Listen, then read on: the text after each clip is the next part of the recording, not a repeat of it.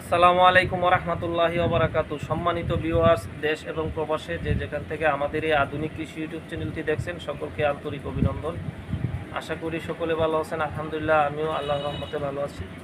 তো আমার চ্যানেলটি যারা নিয়মিত দেখেন, আমি নিজস্ব আমার পোলট্রি ফিড খামার আছে এবং নিজস্ব খাবার দিয়ে আমি পোলট্রি ফিড মুরগি উৎপাদন করে থাকি। তো মাঝে মধ্যে আপনাদের বিভিন্ন জায়গায় আপনারা আমার চ্যানেল দেখার কারণে আপনারা অনেকে ফোন দেন বিভিন্ন সমস্যা নিয়ে, কারণ আমার শেডটা হলো মূলত কন্ট্রোল শেড। তো ওই হিসাবে আমি আপনাদের সিলেট গত কিছুদিন আগে, ঈদের 2-1 দিন আগে আমি সিলেটও একটা কাজ করে দিয়ে আসছি সফলভাবে ইনশাল্লাহ। তো এখানে ভাই আমাকে ফোন দিয়েছিল, তাদের একটি বড় শেড, দোতলা, আমার শেডের মতোই সেম। তো ওনারা এই শেডে মুরগি প্রচুর পরিমাণে মারা যাইতেছে, আর শেডটা প্রপারলি কন্ট্রোল হচ্ছিল না। তো এটা হলো আপনার ঢাকার। ভাই একটু প্লিজ আপনি যদি আবার এটা বলেন, একটু জুড়ে বলেন, কাছে আসেন। থানা হচ্ছে গিয়ে রূপগঞ্জ, পৌরসভা হচ্ছে গিয়ে কাঞ্চন, আর ডিস্ট্রিক্ট হচ্ছে গিয়ে নারায়ণগঞ্জ। নারায়ণগঞ্জ। তো আমরা এখানে আসছি, তো ওনার যে সমস্যাটা একটু যদি ভাই বলেন। মানে আমরা কন্ট্রোলিং সেটটা করেছিলাম, কিন্তু প্রপারলি সেটা এখন কন্ট্রোলিং হয় নাই। আমাদের কিছু ভুল হয়েছে। আমাদের তো আমরা তো নতুন, ওইরকম এক্সপিরিয়েন্স ছিল। এতে করে মুরগি মারা যাইতেছে। এখন মুরগি হয়ে যাচ্ছে যে গরম স্টক করে মানে মারা যাচ্ছে। আমরা মানে ওজন পাচ্ছি না, মানে সামনে দিয়ে মানে এগোতে পারছি না। তো আমার বড় ভাই বাইকে খবর দিয়ে আনে, ভাই আসছে, ভাই সমস্যাগুলো চিহ্নিত করে আমাদেরকে পরামর্শ দিচ্ছে যে এই কাজগুলো করার জন্য। দেখা যাক সামনে ইনশাল্লাহ। জি জি। তো প্রিয় দর্শক, আমরা যে এই শেডটার মধ্যে আসি, এটা কিন্তু অনেক বড় একটা শেড। তো আসলে একটা কৃষক অনেক আশা করে, উনি প্রায় এখানে 52 লাখ টাকার মতো ইনভেস্ট করছে। আরও আদার্স তো বিভিন্ন জিনিস আছেই। তো ইনভেস্ট করার পরে যদি প্রপারলি কন্ট্রোলও করছে, কন্ট্রোল করার পরে সেটা আসলে ওইভাবে কন্ট্রোল হয়নি। আপনারা যদি দেখেন, অনেক বড় একটা শেড। তো এখানে প্রচুর পরিমাণে মুরগি প্রত্যেক দিনই মারা যাইতেছে। তো ওনারা চেষ্টা করতেছে, অনেকভাবেই চেষ্টা করতেছে। তো আসলে কিছু ত্রুটির কারণে আসলে এই কন্ট্রোলটা আসলে হচ্ছে না আর কি। তো আমি যে আপনাদেরকে বারবারই বলি যে কন্ট্রোল সেট করার আগে যারা আপনারা এই যে ছাদটা দেন উপরে, এটা যাতে অন্তত 6 থেকে 7 ফিট হয়, এর বেশি যাতে না হয়। এটা কিন্তু একটা কারণ, আমি 3-4টা কারণ আমি এখানে তুলে ধরছি আর কি। তো এর মধ্যে প্রথম একটা কারণ হলো আপনার এই চতুর্দিক থেকে হাওয়াটা উনি মানে ফ্যান যে বাতাসটা বের করে ঘর থেকে, দূষিত বাতাসটা আসলে ওইটা পুরোপুরি বের করতে পারতেছে না। কারণ হলো মানে কুলিং প্যাড দিয়ে যে হাওয়াটা আসার কথা ছিল, ওই হাওয়াটা আসতেছে আপনার সাইডের যে পর্দা দেখতেছেন না, পর্দার চতুর্দিক দিয়ে বিভিন্ন দিকে লিকেজ আছে এই ধরনের। আপনারা যদি দেখেন, এই যে দেখেন লিকেজগুলো দিয়ে হাওয়া আসতেছে। তারপরে আপনার সাইডে যে তারা যে পর্দাগুলো করছে, একবারে শেষকানিতে যে পর্দাগুলো করছে, আপনারা যদি খেয়াল করেন, এদিক দিয়ে হাওয়া চলে আসে আর কি। এই পাশটা দিয়ে তাদের হাওয়াটা চলে আসতেছে, যার দরুন প্রপারলি কুলিং প্যাড দিয়ে, এই যে কুলিং প্যাড আপনারা যদি দেখেন, অনেক বড় কুলিং প্যাড। ভাই কয়টা কুলিং প্যাড? এদিকে আসেন, আপনি আসেন।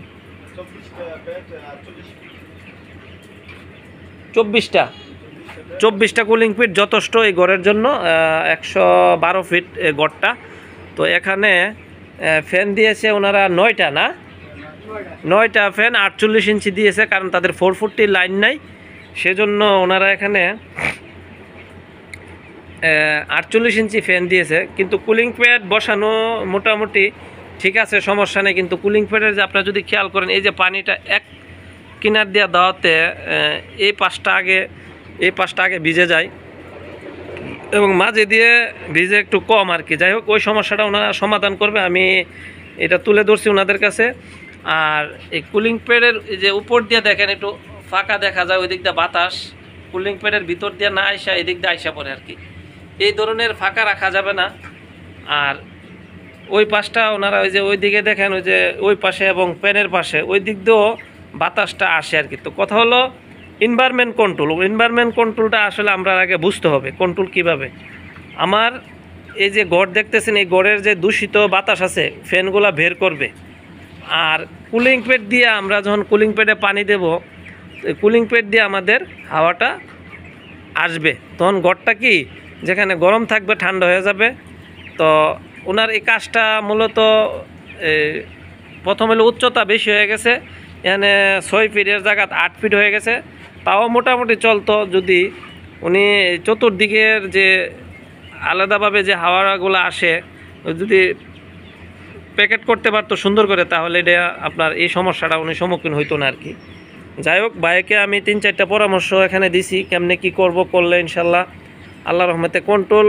ওনারা আসলে হচ্ছিল না, তো ভয় পাইতেছে যে হইব কি না, বারবার আমাকে জিজ্ঞেস করতেছে কেন হবে না। আপনারা যারা দেখেছেন আমি নরসিংদীতে যে কাজগুলো করেছি এবং সিলেট বা আমার যে আমার খামারে কিন্তু তাপমাত্রা যখন 38 ছিল তখন কিন্তু 27-26 পর্যন্ত আমি নিয়ে আসছি।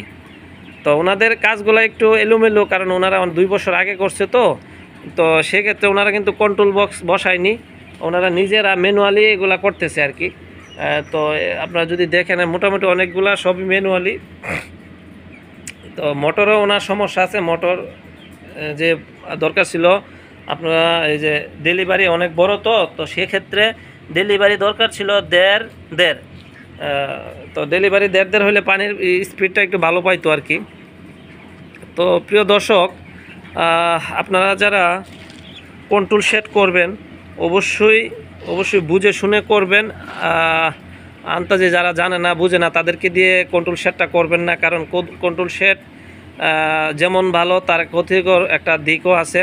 তো আপনারা যদি একটু বুঝে শুনে করেন, আজকে তারা করছে অনেক আশা নিয়ে করছিল, কিন্তু কিছু ভুলের কারণে তাদের যে সমস্যাগুলো হচ্ছে, এত বড় একটা শেডের একটা অনেক প্রফিট আসার কথা।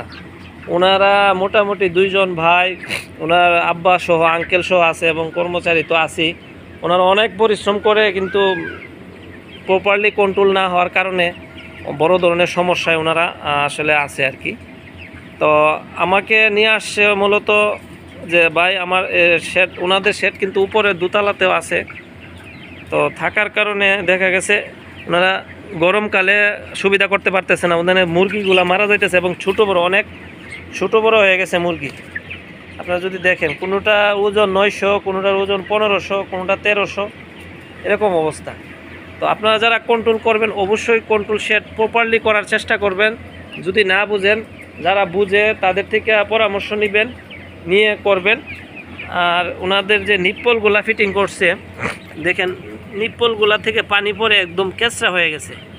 এগুলা সবসময় একটু উঁচু অবস্থায় রাখবেন এবং খেয়াল রাখবেন যাতে নিচে পানি না পড়ে। যদি কোথাও পানি পড়ে তাহলে এই নিপ্পল থেকে পানি পড়লে কিন্তু পানি পড়ে গ্যাস সৃষ্টি হবে ঘরে। তো এই যে পানি পড়া যে লিটারটা আপনারা এখান থেকে সরাইয়া দিবেন। সবসময় চেষ্টা করবেন এলোমেলোভাবে যাতে কোনো কিছু না থাকে, কারণ এটা একটা শিল্প। আপনার এই শিল্পটাকে টিকায় রাখতে হইলে আমাদের খুব বুদ্ধি দিয়ে কাজ করতে হবে, কারণ আমরা যদি সুন্দরভাবে পরিচালনা না করতে পারি আমরা কিন্তু ক্ষতিগ্রস্ত হব। কারণ এই সেক্টরে ক্ষতিগ্রস্ত, আপনি যদি লাভবান হইতে চান তাইলে খুবই পরিশ্রম করতে হবে এবং বুঝতে হবে বিষয়টা। তো প্রিয় দর্শক, তো আজকে এখান থেকে আমি আবার আরেকটি শেডে ইয়াতে যাব, গাজীপুর কাপাসিয়া, ওইখানে আরেকটি শেড সেম সমস্যা, ওইখানে যেয়ে ওনার সমস্যাটা পরামর্শ দিয়ে সহযোগিতা করব। তো আপনাদেরকে আমি বলবো যারা আপনারা এই ধরনের শেড করবেন খুব বুঝে শুনে সুন্দর করে গুছায় গেছে পরিপাটি করে করবেন, তাহলে আমাদের যে বাইরা যে কষ্টটা করছে এই কষ্টটা আর করতে হবে না। তো প্রিয় দর্শক, সকলে ভালো থাকেন, সুস্থ থাকেন, সকলের দীর্ঘায়ু কামনা করে আজকে এখানেই রাখলাম। আসসালামু আলাইকুম ওয়া রাহমাতুল্লাহি ওয়া বারাকাতুহু।